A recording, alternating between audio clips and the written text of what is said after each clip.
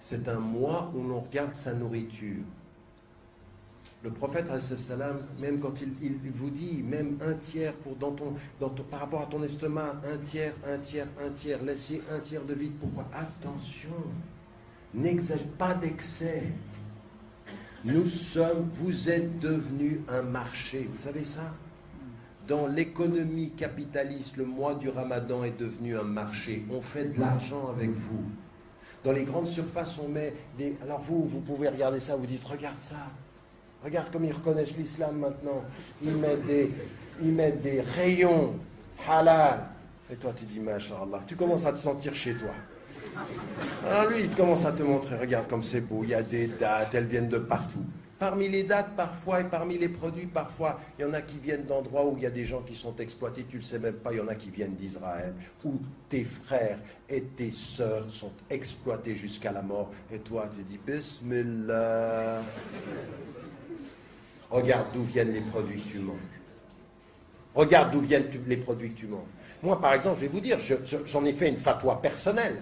Et je la défends partout, et j'en ai parlé avec des ulama, dans tout ce que... Mais moi, par exemple, jamais dans ma demeure, toute l'année d'ailleurs, mais je ne peux pas comprendre, moi, par exemple, que vous ayez dans votre demeure, au moment du mois du Ramadan, que vous puissiez rompre le jeûne après le verre d'eau en buvant du Coca-Cola.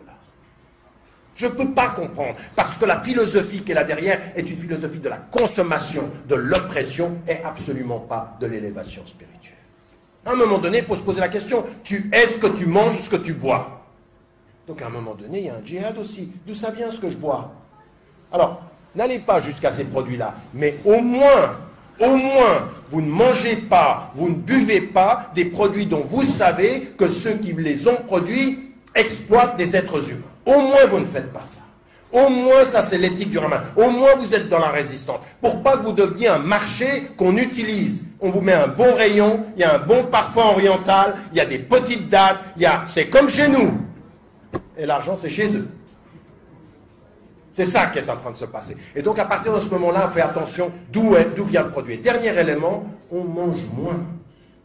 On ne commence pas à s'empiffrer, donc on ne commence pas à rajouter. Je veux dire, vous vous rendez compte qu'il y a des pays, maintenant on a fait des comptes, que ce soit... Mais vraiment, il y a 6 pays majoritairement musulmans, on a regardé les quantités de consommation, elles augmentent pendant le mois du Ramadan.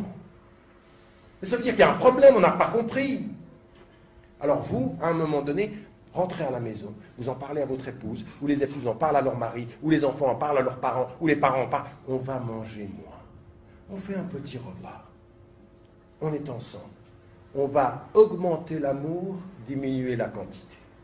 Et si ce n'est pas assez, on va augmenter d'amour. Vous comprenez ce que je veux dire? Il faut arrêter de commencer à amplifier les choses. Devenez dans ce... Mais pourquoi je dis ça? Parce que pour nous, c'est très important. Moins vous mangez, plus votre corps, il sent. On est dans un autre état d'esprit quand notre corps, il mange moins. Mais attendez, vous finissez le Ramadan, vous êtes déjà fatigué. Et vous le savez, psychologiquement, c'est comme ça. Plus tu manges quand tu es fatigué d'avoir jeûné, plus tu es encore plus fatigué une fois que tu as mangé. Et alors là, tu as envie de te coucher et de dire, ah là, il y a le tarawih. Et il y en a qui vont au tarawih,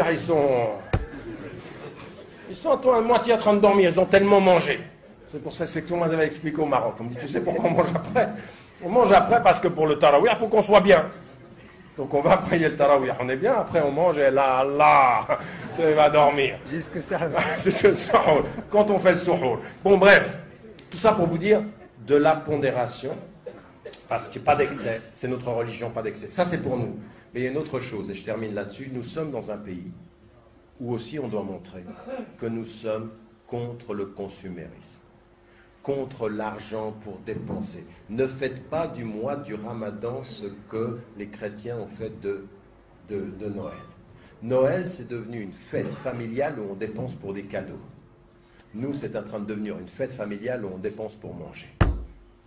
C'est pas ça. Ne nous laissons pas coloniser par la consommation.